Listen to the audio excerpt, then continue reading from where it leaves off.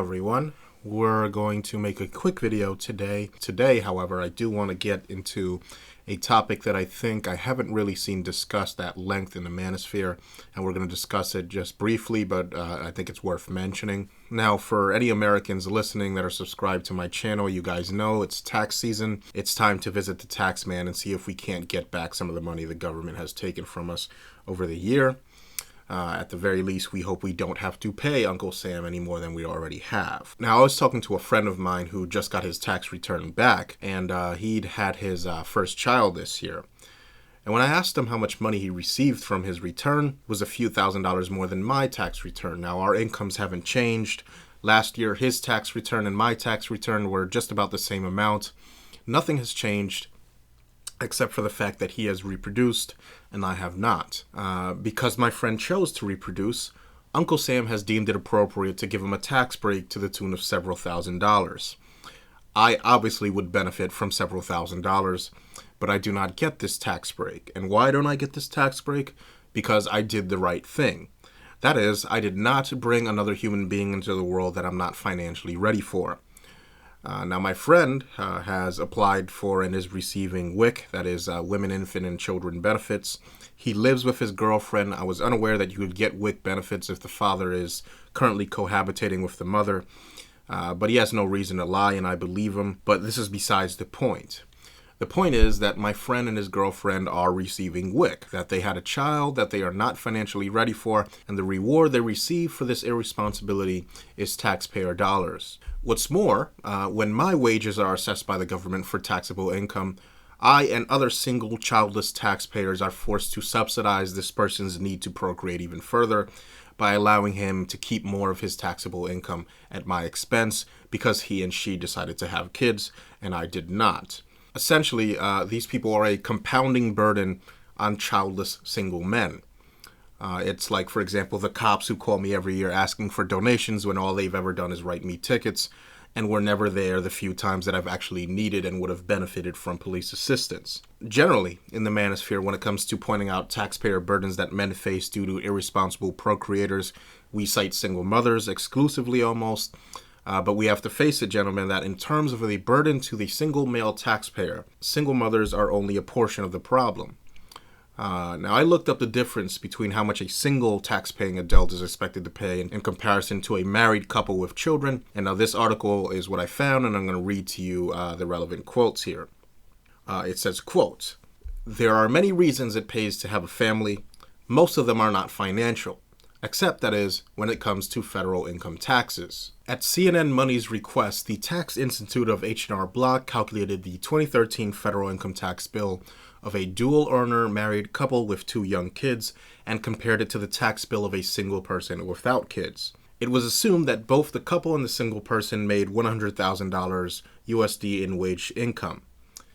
H&R Block looked at what their federal income tax burden would be across 3 cities, Seattle, Washington, Topeka, Kansas, and Queens, New York, and they found that the single person paid much higher taxes in all 3 places, between 3 and 4 times more. In Queens, the single person's bill came to $11,660 versus $3,076 for the married couple. In Topeka, the single person paid $13,410 and married couple paid $4,066. And in Seattle, the tax bills came to $12,360 versus $3,286. The yawning gap held up even though each city has a different state and local taxes, which influence how much federal tax people pay. Then it says, why the huge disparity? The reason for the big difference is mostly a host of child-related tax breaks the couple can take on their federal return, such as the child tax credit and other breaks for child care and dependents. And further down in the article it says, quote, "The differences between the 2 $100,000 couples would be less stark if one compared a married couple with young kids to that of a single custodial parent who files as head of household. That's mostly because the single parent would gain the benefit of child-related tax breaks." So basically, gentlemen, if you are a single childless taxpayer, specifically a male taxpayer, you have a burden to subsidize the procreative needs of single mothers, single fathers, married parents, both men and women in those marriages, and also cohabitating parents. And I, for one, would like to see single men, for once, advocate in their own interests against this. I would like to see single men start to question the financial deference that our society extends to everyone but us. Now, I've got nothing against fathers, but if we're going to talk about freedom for all men, then we can't subsidize one group of men at the expense of another. Now, of course, with that said, I also know what's going to be said, and it's going to go something like this. But Barbarossa, you support taxpayer-funded domestic violence shelters for men. Isn't that the same thing? Isn't that forcing men that are not victims of domestic violence to subsidize the safety of other men? Now, without any context, you certainly can make that argument and have a valid point. I admit it. But you'd be leaving out the fact that my support of taxpayer-supported domestic violence shelters for men revolves around the fact that men are being taxed already disproportionately and are making no effort to enjoy a dime of that money. Now, I've repeatedly said that if it were feasible to tax men so little that they could keep the vast lion's share of the fruits of their labor, I'm all for it. Nobody having to subsidize anybody else? Yes. In theory, I'm all for it. But you have to understand, gentlemen, that this would mean the collapse of Western civilization, which is basically a giant organized procreation racket designed to funnel wealth and resources out of the hands of men who wish to procreate and have no chance without bribing women into the hands of women. Remember the term, gentlemen, that I use, that I've been using often in my frequent videos, the term of social ecology, human social ecology. And with that said, you have to ask yourself, what are these economic systems? What is something like capitalism, for example? It's a phenomenon that leverages the male desire to breed and uses it to generate wealth. Capitalism is not, I repeat, capitalism is not an economic system. It's a reproductive system. It's the end result of hairless apes, sentient hairless apes, figuring out that you could place a giant water wheel in the stream of human reproduction and capitalizing off of that energy. And this is the reason why I believe simply saying that we should shrink government in hopes of taxing men less is a poorly thought out conclusion that will probably not come to fruition. Because, gentlemen, as much as I hate saying it, to tax men less is to attempt to slow down a runaway train that's been building up momentum for centuries. I think the best that we're going to be able to do before we crash is to simply make the ride as comfortable as possible and think of how to get off the train while it's moving. This involves engineering an escape vessel on the train, assembling it on the train, and deploying it on the train in order to escape the train. Because at this point, as it stands, we've gained so much momentum on this train that applying the brakes, that is, shrinking government, and lessening the taxation burden on men, would probably result in the entire train careening off the rails. Now, what this long-winded analogy is attempting to explain is that our species exists on this ball of rock, locked currently in a delicate dance with institutions we've created, primarily that of the state and other institutions such as marriage, etc., which for the foreseeable future we tend to be dependent on, even though the state is largely parasitic off of its people. So again, we've developed these systems of reproduction, which we incorrectly identify as systems of economics and commerce, things like capitalism. And these systems help us to squeeze the most productivity out of the human reproductive process.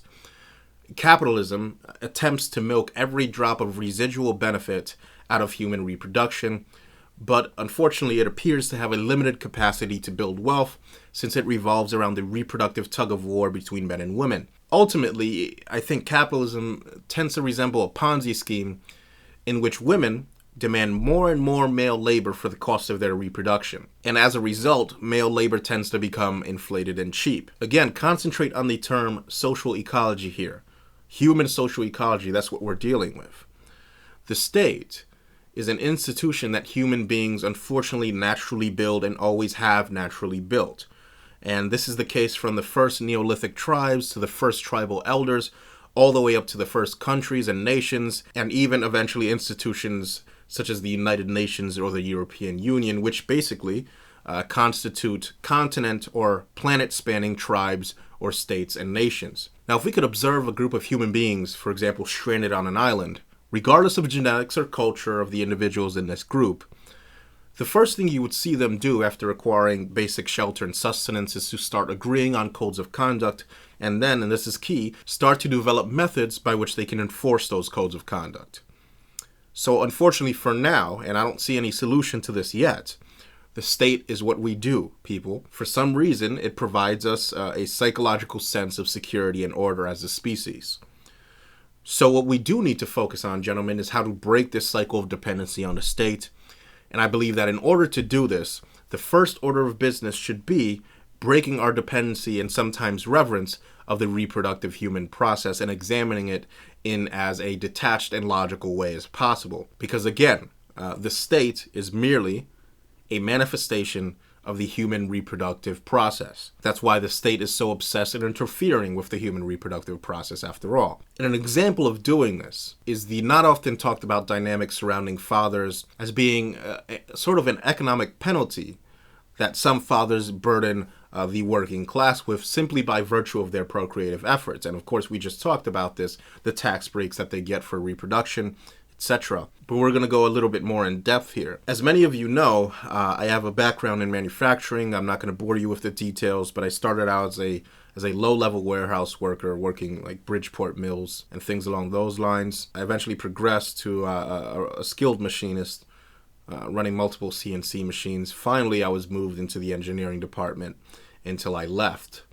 During this time, I discovered what a burden misandric and gynocentric fathers, particularly those with daughters, truly can be on the wages of a single bachelor male, and really in the overall sense, not just including financial competition between men.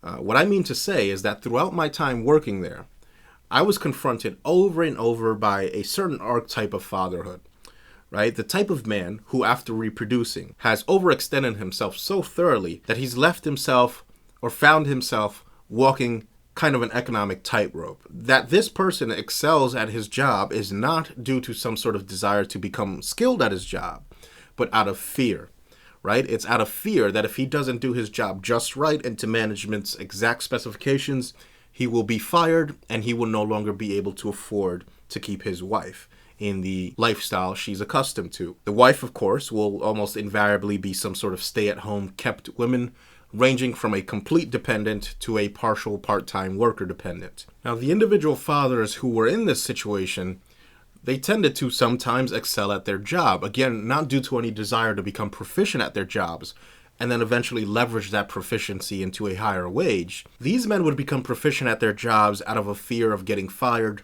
and this would translate to all sorts of chicanery on the actual job floor, sucking up to bosses, refusing to train new employees properly for fear of being surpassed by talented new blood, nepotism, cliquishness, gossip and backstabbing on an order that I've never seen before, even in comparison to when I used to work solely with women. Now, I do acknowledge that these things tend to happen in all workplaces to varying degrees, but it was the frequency and fervor with which these men participated in these types of behavior that I found remarkable. An example of this is that whenever we got a shipment of new tools in, it was always these specific types of fathers, desperate to provide for the little lady back home, that would hoard the tools for themselves in order to make their jobs easier and everybody else's job harder.